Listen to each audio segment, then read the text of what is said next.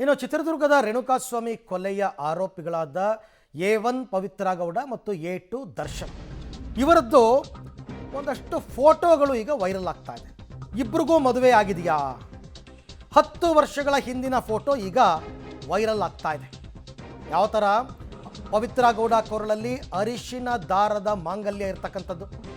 ಸಾಂಪ್ರದಾಯಿಕ ಉಡುಗೆಯಲ್ಲಿದ್ದಾರೆ ದರ್ಶನ್ ಮತ್ತು ಪವಿತ್ರ ಇಬ್ಬರು ಕೂಡ. ಸೋಷಿಯಲ್ ಮೀಡಿಯಾದಲ್ಲಿ ಈ ಫೋಟೋ ಈಗ ಭಾರಿ ವೈರಲ್ ಆಗ್ತಾ ಇದೆ.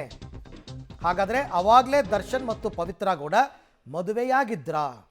ಅವರಿಬ್ಬರು ಫೋಟೋಗಳನ್ನು ಖುದ್ದು ಪವಿತ್ರ ಗೌಡನೇ ಕೆಲವೆಲ್ಲ ದುಬೈಗೆ ಹೋಗಿದ್ದೆಲ್ಲ ವೈರಲ್ ಮಾಡಿದರು. ಬಟ್ ಇದು ಮದುವೆಯದ್ದು ಅನ್ನಲಾದಂತಹ ಫೋಟೋ.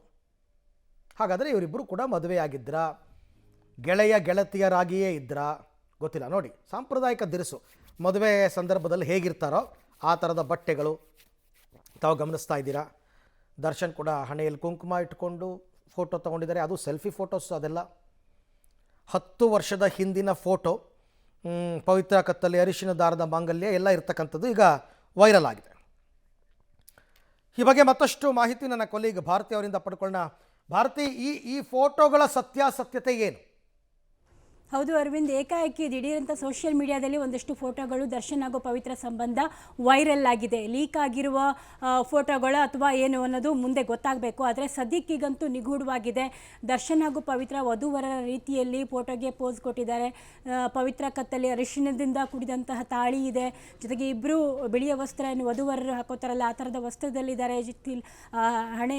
ಹಣೆಗೆ ಕುಂಕುಮ ಇಟ್ಟಿದ್ದಾರೆ. ಜೊತೆಗೆ ಪವಿತ್ರ ಕೆನ್ನೆಗೆ ಅರಿಶಿಣ ಇದೆ. ಏನೋ ಒಂಥರ ಮದುವೆ ಆದ ಬಳಿಕ ಕಪಲ್ ಪೋಸ್ ಕೊಡ್ತಾರಲ್ಲ ಆ ರೀತಿಯ ಫೋಟೋಗಳು. ಹೀಗಾಗಿ ಮದುವೆಯಾಗಿದ್ದಾರಾ ಅನ್ನೋ ಅನುಮಾನ ವ್ಯಕ್ತವಾಗುವ ರೀತಿಯ ಫೋಟೋಗಳು ಇದೀಗ ವೈರಲ್ ಆಗಿದೆ. ಹೌದು, ಟ್ರಯಲ್ ಶುರುವಾಗ ಈ ಹೊತ್ತಲ್ಲಿ ಲೀಕ್ ಆಗಿರೋದ ಫೋಟೋ ಉದ್ದೇಶಪೂರ್ವಕವಾಗಿ ಯಾರಾದರೂ ಲೀಕ್ ಮಾಡಿರೋದಾ ಅಥವಾ ಮದುವೆ ಆಗಿದ್ದಾರೆ ಅನ್ನೋದನ್ನು ಬಿಂಬಿಸೋಕೆ ಮಾಡಿರುವಂತಹ ಪ್ರಯತ್ನನ ಇದು ಅನ್ನುವಂತಹ ಒಂದು ಚರ್ಚೆ ಅಂತೂ ಸದ್ಯಕ್ಕಂತೂ ಶುರುವಾಗಿದೆ. ಆದರೆ ಈ ಫೋಟೋಗಳ ಮೂಲ ಸೋಷಿಯಲ್ ಮೀಡಿಯಾದಿಂದ ಯಾರೋ ಫೇಕ್ ಅಕೌಂಟ್ ಕ್ರಿಯೇಟ್ ಮಾಡಿ ಸೃಷ್ಟಿ ಮಾಡಿರೋದಾ ಅಥವಾ ಯಾವ ರೀತಿಯಲ್ಲಿ ಅಥವಾ ಲೀಕ್ ಆಗಿರೋದಾ, ಬೇಕಂತಲೇ ಉದ್ದೇಶಪೂರ್ವಕವಾಗಿ ಲೀಕ್ ಮಾಡಿರೋದಾ ಅನ್ನೋದು ಸತ್ಯಾಸತ್ಯತೆಯ ಬಳಿಕ ತನಿಖೆಯಲ್ಲಿ ಬಯಲಾಗಬೇಕು. ರೈಟ್, ಥ್ಯಾಂಕ್ ಯು ಭಾರತಿ ತಮ್ಮೆಲ್ಲ ಮಾಹಿತಿಗೆ. ನೋಡೋಣ, ಈಗ ಚಾರ್ಜ್ ಫ್ರೇಮ್ ಆಗ್ತಿರೋ ಈ ಸಂದರ್ಭದಲ್ಲಿ ಯಾರು ಇದನ್ನು ವೈರಲ್ ಮಾಡಿದ್ರು? ಬೇಕು ಅಂತಲೇ ಮಾಡಿದ್ರಾ?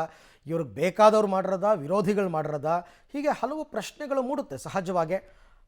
ನೋಡೋಣ, ಅದ್ರ ಬಗ್ಗೆ ಗೊತ್ತಾಗುತ್ತೆ ಸತ್ಯಾಸತ್ಯತೆ ಏನು ಅಂತ.